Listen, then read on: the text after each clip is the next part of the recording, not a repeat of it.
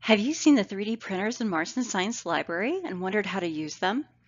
This video will cover how to get started 3D printing in the libraries. The library's 3D service is open to everyone, including the public, and we have staff-managed printing available in Marston Science Library, the Education Library, and the Health Science Center Library. In order to get started, you will first need a 3D model. There are 3 ways to get one. You can scan an existing object.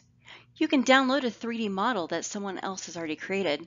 As a hint, try the website thingiverse.com.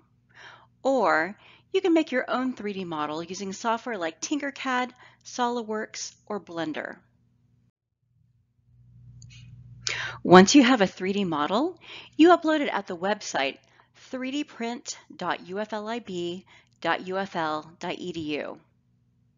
We will then process the model and send you a quote.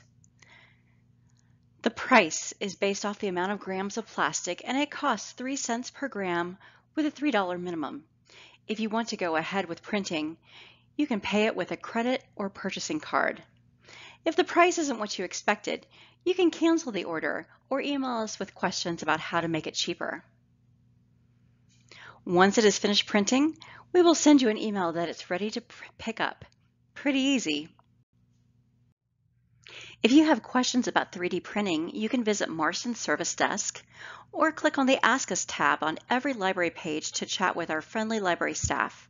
We love questions, and no question is too small.